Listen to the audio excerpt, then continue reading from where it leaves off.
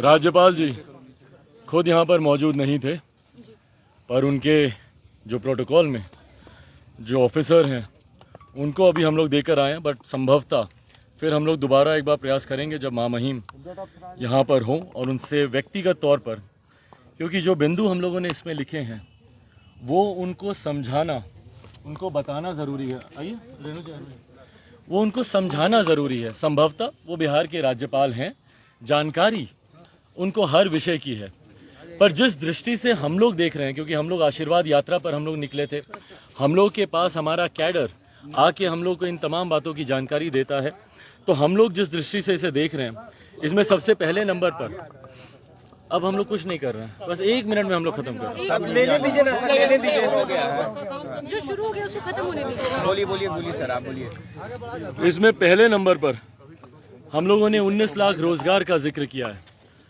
जो बिहार सरकार जिस वादे के साथ सरकार में आई थी, और आज लगभग 1.5 साल बीतने के बाद मुझे लगता है शायद मैं दावे के साथ इस बात को कह सकता हूं कि 19 लाख तो दूर, 19 आदमी खड़े करके दिखा दें जिनको इन्होंने रोजगार दिया है, तो शायद हम लोग मानेंगे कि सरकार इस दिशा में, रोजगार की दिशा में कुछ प्रयासरत है।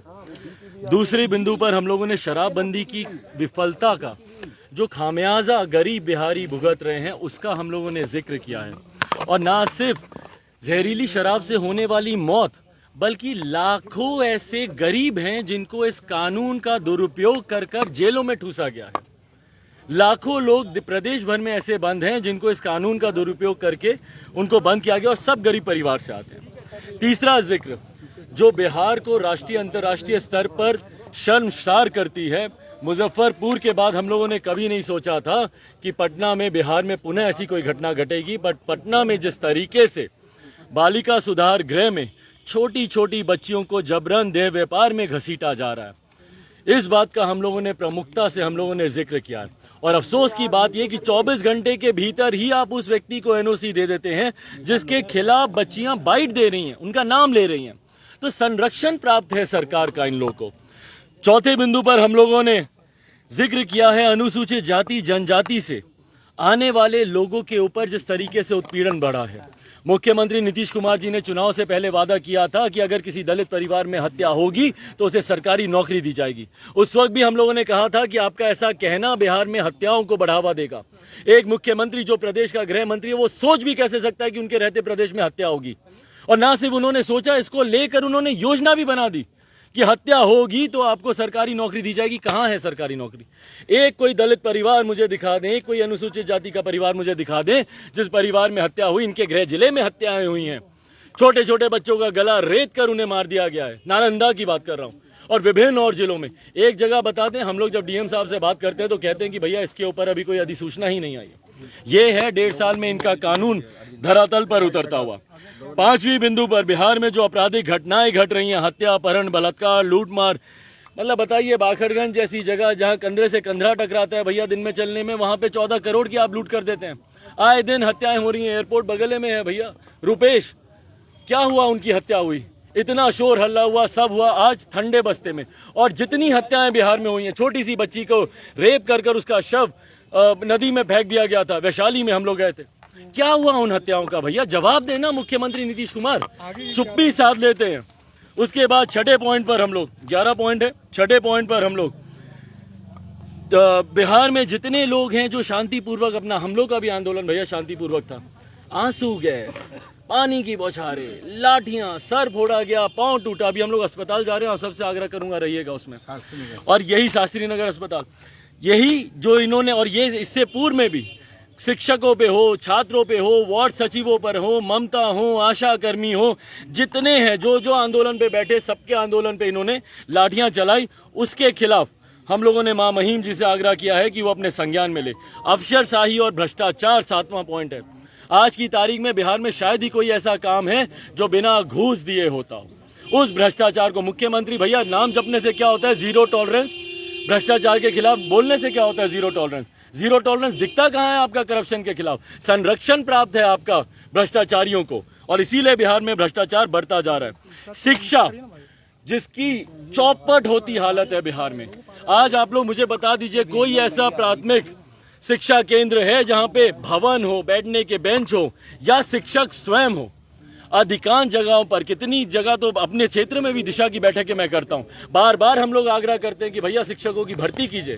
भर्ती में आप घोटाला कर देंगे, बट भर्ती कर कर शिक्षकों को विद्यालय तक आप नहीं पहुंचाएंगे।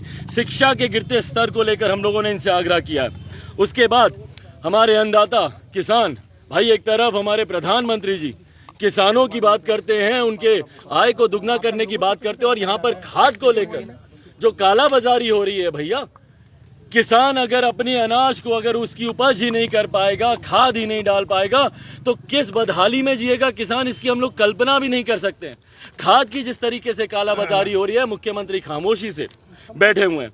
10वां पॉइंट, स्वास्थ्य। आप सब जानते हैं हमारे मुख्यमंत्री जी खुद अपने स्वास्थ्य का इलाज कराने दिल्ली जाते हैं 1000 किलोमीटर की चार्टर फ्लाइट करके। क्यों? क्योंकि उनको पता है कि अगर बिहार में अपना आंख का ऑपरेशन करा लिए मुख्यमंत्री, तो उनकी भी आंखों को निकलने की जरूरत पड़ जाएगी, जैसे मुजफ्फरपुर में हुआ था। ये कोई छोटी घटना नहीं है भैया, मुजफ्फरपुर की घटना। मोतियाबिंद के ऑपरेशन में बाईं आंख का ऑपरेशन आप दाईं में कर देते हैं, और दाईं आंख में आप इतना खराब ऑपरेशन करते हैं कि आंख निकालनी पड़ती है। आज वो पत्थर की आंख लगाने वाले, वो तमाम पीड़ित परिवार दर दर भटक रहे हैं कि भैया कहाँ जाएं अब हम लोग, पत्थर, दोनों आंखों की रोशनी आपने छीन ली। और आखिरी पॉइंट, जिस तरीके से छात्रों पर इन्होंने बर्बरता बरसाई है, वो आरआरबी एनटीपीसी के छात्रों, भैया केंद्र से वो अपनी मांग रखने जा रहे थे, आप काहे के लिए उनके ऊपर लाठियां चला रहे हैं भैया, और अपराधियों की तरह घुस घुस कर कमरे का दरवाजा तोड़ तोड़ कर, घसीट घसीट कर उनको मार रहे हैं। जिस तरीके से एसटीईटी के छात्र कब से आंदोलन कर रहे हैं भाई, कोई बहरा व्यक्ति भी अभी तक उसका भी हृदय पिघल जाता है। पर ये ऐसी गूंगी बहरी सरकार है कि इतने समय से ये लोग आंदोलन कर रहे हैं, मुख्यमंत्री एक बार अपना मुंह खोलना जरूरी नहीं समझते। तो भाई जो मुख्यमंत्री हमारे दुख दर्द में हमारे साथ नहीं खड़ा, एक तस्वीर मुझे दिखा दीजिए किसी पीड़ित परिवार की जहां पे मुख्यमंत्री मेरे गए हो, उस पीड़ित महिला के आंसू पोंछने। महिलाओं की बात करते हैं, किसी महिला के आंसू पोंछे आज तक जाके, किसी परिवार का दुख बांटा इन्होंने आज तक जाके, और उसके बाद ये बात करते हैं भैया कि बिहार में सुशासन है, बिहार में विकास है। भैया बिहार के दीवाने हैं हम लोग, जान दे देंगे बिहार के लिए।